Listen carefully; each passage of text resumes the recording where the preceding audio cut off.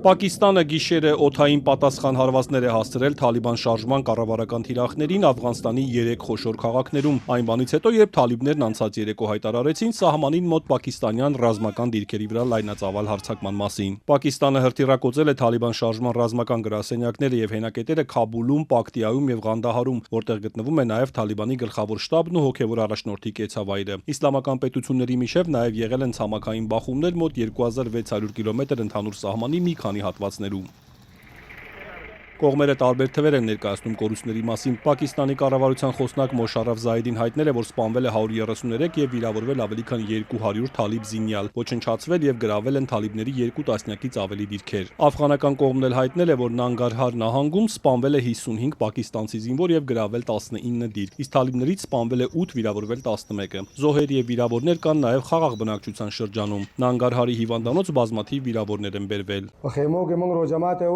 Մենք վրանում էինք, երբ ամեն ինչ սկսվեց, հետո սկսեցին ծանր զինատեսակներ կիրառել, ինչ-որ բան ընկավ եւ կնոջս ձեռքը լրջորեն վնասվեց, զարմիկս նույնպես վիրավորվեց, երկուսն էլ ծանր վիճակում պառկած են հիմա։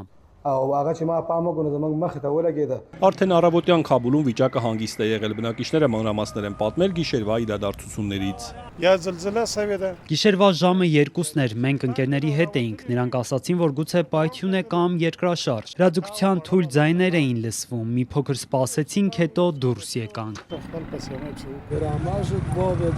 Պայթյունի ձայն լսվեց եւ մենք արթնացանք։ Չգիտեմ թե որտեղ էր պայթյունը։ Ոմանք ասում են, որ հարձակվել են Դարուլամանի տարածքի վրա, ոմանք ասում են օդանավակայանի վրա։ Պակիստանի վարչապետ Շահբազ Շարիֆը հայտարարել է, որ զինված ուժերը միշտ պատրաստ է պաշտպանել երկրի անվտանգությունը, ինքնիշխանությունն ու տարածքային ամբողջականությունը եւ կարող է լիովին ջախջախել երկրի նկատմամբ ցանկացած ագրեսիա։ Պակիստանի զինված ուժերը վճռական տրամադրված են թույլ չտալու, որ երկրի խաղաղությունն ու անվտանգությունը որևէ պարագայում վտանգվեն։ Պաշտպանության նախարարն էլ հայտարարել է, որ սա ակնհայտորեն պատերազմ է։ Մեր համբերության բաժակը լցվել է, սոցցանցում գրել է Խավաջա Մուհամմադ Ասիֆը։ Աֆղանստանը հայտարարել է, որ կպատասխանեն, եթե հարձակման ենթարկվեն, սակայն հիմա ռազմական գործողություններ չեն սկսի։ Երկու երկրների հարաբերությունները լարված են երկարատև վեճի պատճառով։ Պակիստանն Աֆղանստանի մեղադրում է սահմանին հարձակումներ իրականացնող զինյալներին թաքցնելու համար։ Թալիբանը սակայն հերքում է մեղադրանքը, պնդելով, որ Պակիստանի անվտանգությունն իր ներքին խնդիրն է։ Այսօր լարվածության նվազեցման հարցը Սաուդյան Արաբիայի եւ Թուրքիայի պաշտոնակիցների հետ քննարկել է Պակիստանի արտգործնախարարը։ Մանրամասներ սակայն չեն հաղորդվում։ Իրանը, Ռուսաստանը պատրաստակամություն են հայտնել նպաստելու երկու կողմերի միջև երկխոսությանը, Չինաստանն էլ կոչ է արել նստել բանակցությունների հակամարտությունը դադարեցնելու համար։ ՄԱԿ-ի գլխավոր քարտուղար Անտոնիո Գուտերեշն էլ կողմերին կոչ է արել պահպանել միջազգային իրավունքով ստանձնած պարտավորությունները։ Պակիստանի եւ Աֆղանստանի միջև բախումներ տեղի ունեցան նաեւ անցած հոկտեմբերին, որոնց հետևանքով կողմերը տասնյակ կորուստներ ունեցան։